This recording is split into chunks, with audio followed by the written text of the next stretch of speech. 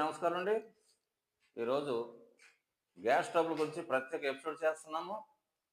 Gas trouble అంటే చాలా మందికి చాలా సింపుల్‌గా తీసుకుంటారు. మనిషికి అజీర్ణ రోగము, గ్యాస్ ట్రబుల్, అగ్నిమాంద్యం అంటే మనం తీసుకున్న ఆహారము ఇన్ టైమ్‌లో అంటే మనం భోంచేస్తాం. ఒక 2, 3 గంటల్లో ఈ ఆహారం అరగాలి. అరగనప్పుడు ఈ ఆహారము కుళ్ళి దాని ద్వారా ఒక గ్యాస్ ఫామ్ అవుతుంది. ఆ గ్యాస్‌తో పాటు హైడ్రోక్లోరిక్ యాసిడ్ మనకు ఎలాగా లోపల తయారవుతుంది కాబట్టి, ఈ రెండిట్లు కూడా ఎమడక మనకి పెయిన్ వస్తుంది. అంటే పొట్టలో పెయిన్ వస్తుంది పేగుల్లోని. చాలామంది గ్యాస్ ట్రబుల్ పేషెంట్స్‌కి తిన్న వెంటనే నొప్పొస్తుంది. తినకపోయినా నొప్పొస్తుంది. తిన్న వెంటనే నొప్పొచ్చేవాళ్ళు ఆకలి వలన వస్తుంది. తిన్న తర్వాత నొప్పొచ్చేవాళ్ళు యాసిడ్ ఫామ్ అయ్యి వస్తుంది. ఈ యాసిడ్ ఫామ్ అవడానికి మెయిన్ కారణం ఏంటంటే, మనం తీసుకున్న ఆహారములో కారం, పులుపు, మసాలా వస్తువులు, oil food, non veg group of food ఇటువంటి ఆహారం ద్వారా వచ్చే యాసిడ్ అలాగే టీలు, కాఫీలు, జట్కాలు, గుట్కాలు, పాన్ పరాగులు ఇవన్నీ తినటం వల్ల మనిషికి మెయిన్ ఏంటంటే యాసిడ్ ఫామ్ అయ్యి తిన్నది అరగదు. అలాగే ఆల్కహాల్ తీసుకోవటం, మత్తు మందులు తీసుకున్న వాళ్ళు కూడా పేగుల్లో అల్సర్స్ ఫామ్ అవుతాయి. అసలు ఆ గ్యాస్ ట్రబుల్‌కి మూల కారణం ఏంటంటే, మనం తీసుకున్న ఆహారంలో యాసిడ్ ఫామ్ అయ్యి ఇవి పేగుల యొక్క గోడలను పాడు చేస్తాయి. ఆ పేగుల గోడలు పాడు చేసినప్పుడు మనం ఏం చేస్తామంటే, దీన్ని లెక్క తేకుండా ఎవరి ఇష్టం వచ్చిన వారు తింటుంటారు. అది కాలక్రమేణా పేగుపోత, పేగు పుండుగా అంటే అల్సర్ కింద ఫామ్ అవ్వి, ఆ అల్సరు ఇంకా క్రానిక్ అవ్విన తర్వాత అది క్యాన్సర్‌కి దారితీస్తుంది. ఇక క్యాన్సర్‌కి వచ్చిన తర్వాత కూడా జాగ్రత్త పడకపోతే మనిషి ప్రాణానికే సమస్యొస్తుంది. కాబట్టి గ్యాస్ ట్రబుల్ అనేది సింపుల్ డిసీజ్ కాదు. It is a dangerous disease. It is a internal cyclone. పొట్టలో తుఫాను, భూమి మీదొచ్చే తుఫాన్‌కి పెద్ద తేడా ఏమి లేదు.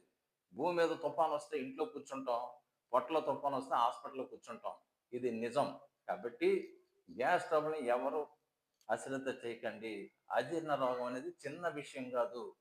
మన పొట్టలో మనం సరైన ఆహారము, పద్ధతులు లేకపోతే 80 రకాల రోగాలు పొట్టలోనే పుడుతున్నాయి.